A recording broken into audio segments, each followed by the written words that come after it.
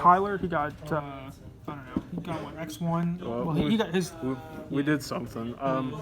Our team was like the odd one.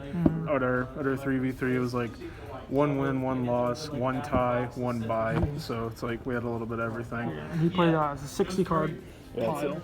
It's like I nickname it Dreads because that's what the abbreviation is. Okay. And he has some cards in here that he doesn't have. So like, what was it? These cards are supposed to be the Dogmatica cards. But those it's cards like would be expensive. It'd be the 3 Ecclesia. I borrowed them for the tournament, though that's why I don't have them. But it's a 3 Ecclesia, 2 Fleur-de-Lis, 3 of the Servant, and then the only card I actually have of it is the Punishment. Okay, at least I have one of them. Yeah, the common of them. This is just a insane engine. It's got insane power. I play the 2 Fleur because I like having 1 to negate, 1 to just sit, have as like a free extender type thing, just free summon.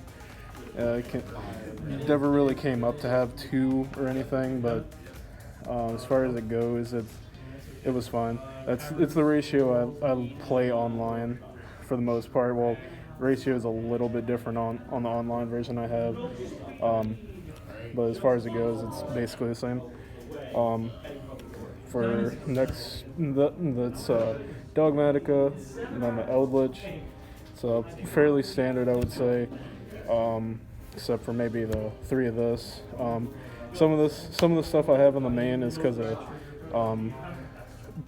issues getting some cards. I don't have like tactics or droplets or lightning storm and stuff like that. So, and that's some of the stuff I play on the online version that I have of this. But either way, the version I have here did pretty well. Like I didn't drop a game. Well, I didn't drop a match. I mean, during the entire tournament, so it worked out fairly well. And then that's fairly standard for the Eldritch half of it. Next part comes in with the rockets, the 3 tracer, the 1 summon, search target, and then the quick launches. Main thing you want to see out of this package is this. This gets you to this. This gets you to search this, and this can either make you into the Borreload Savage or into Dragoon. Okay. It's kind of versatile in that sense. I usually try to go for the Borreload Savage play if I can. That way, it's a little bit more protected from like something like Super Poly or something. It just kind of depends. But it can also like be discard outlets for Eldritch as well, which is also why you could go into the Borreload Savage part of it. And then Zodiacs, just 4 targets to search, and then 4 targets to get them. It's fair. I'd say this is also fairly standard. Nothing really to say about that. For it. Then the last like engine part of it is the Dragoon package.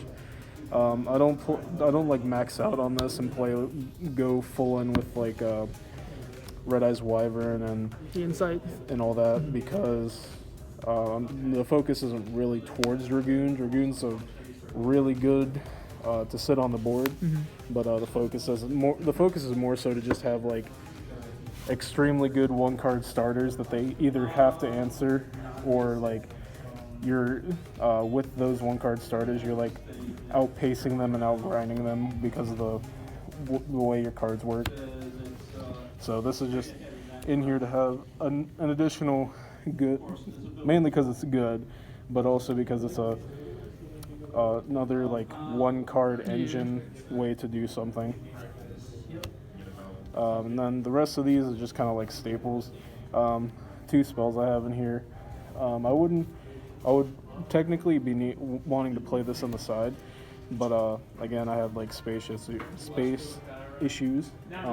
Some of the cards in here were for stuff like what was it, Triple Tactics. Okay. And I think something else, but I don't remember the full. Oh yeah, It was triple tactics and 3 ice dragons. I only have 1. I'm amazing. I top decked it in the tournament. Those are the 2 1-of spells, and then the rest of this is just like the rest of these is traps. Have the this and Gamma. Well, this is the last of everything. This and Gamma are the only hand traps I play. They're mainly just here to out VFD, if anything. It's also more so I don't want to lose to like hand rip and with tactics. It kind of doesn't matter because like all your stuff is like very 1-card centric in the first place, but I just don't like the concept of hand ripping. This thing came in clutch during the tournament. I did the whole thing where you bait all the Appaloosa negates in one game. Someone used VFD in the standby phase, and I activated this, and it was just all good. If I had more of this, I would play it. This card's nuts. Trap tricks in here to get all of your Eldritch stuff. You can get into your Eldritch. You can get a punishment. If you had more of this, if I had more of this, I would definitely be able to get. You'd definitely be able to get into that. If you need to, you can get into this. And Judgment was in here more so just as a flex spot since I don't have everything. Sounds good. It did come up though because I had like 3 set back row and a Dryden and like an Ecclesia or something. I forget what the whole board state was, but he activated Duster and to try to out all the back row, and I just flipped this and won the game from there because he only had one card in hand. But that's it for the main deck. Side deck. Extra. You can go extra first. Probably pretty standard. Yeah. This is what you could say is like the rocket engine part of it. Okay. This gets you to your boot sector, into that combo. For anyone that doesn't know what this is, you on summon, you discard a card, target a monster on field, and destroy it. And if it's a link monster, you special summon rockets from your grave up to the link rating. So going first, you can discard a card, target itself, and then summon the 2 monsters back. And the whole reason you do that is because you can make the Savage from there. Okay. You can equip this, and then it has 2 negates instead of if you equip this, you only have 1. You can still just like go straight from like Striker into Tracer, pop, and then summon this, but this can be better, like I said, if you have the Eldritch half of it and you want to discard a card. And also, it doesn't have to be one of your monsters, so you can target any Link monster on the field. And then if your opponent has a Link 2 monster, you just kind of free plus off of their card. Next part would be the 6 Zodiacs.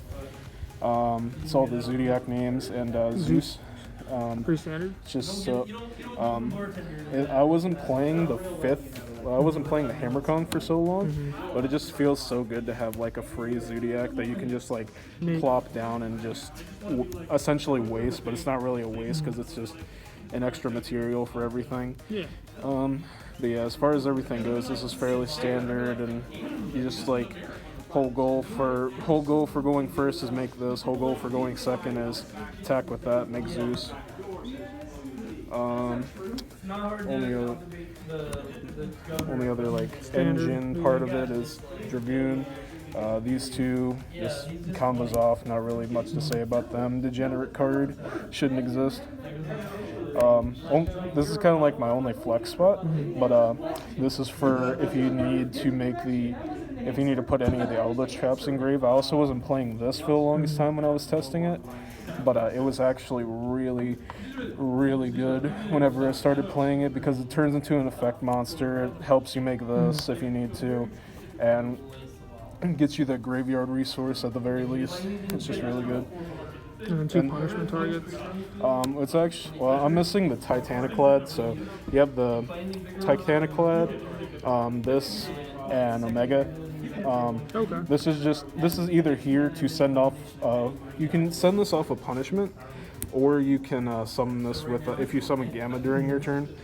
I also found out something that you can do is like, if you sent this to grave already and you send this to grave by some. If this goes to grave by some means, you can activate this effect, shuffle these two back, and then you just have a infinite loop technically with this.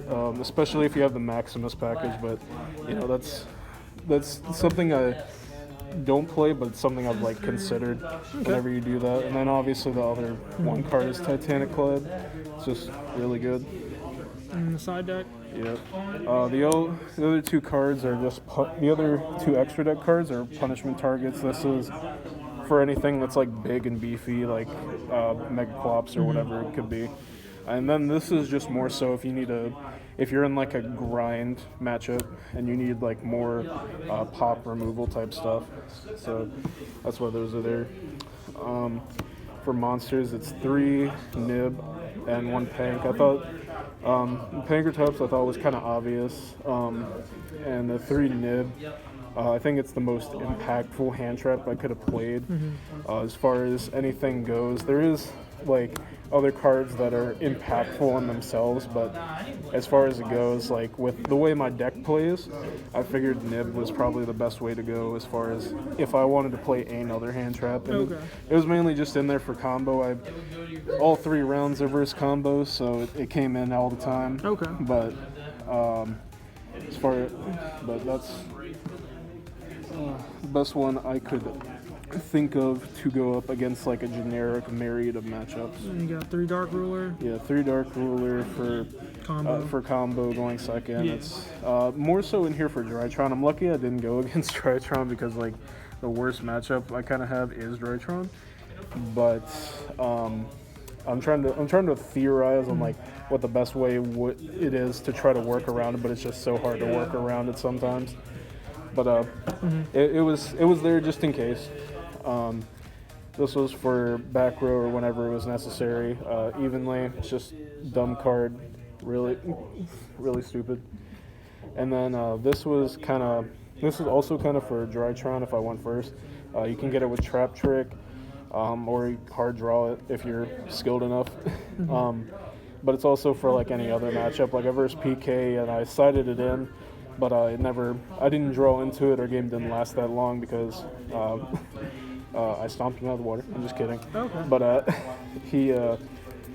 it was just in there for whenever it came up, and yeah, it was. So yeah, that's pretty good. cool. Just the only proxies were the Dogmatica stuff, but yeah, seems pretty good.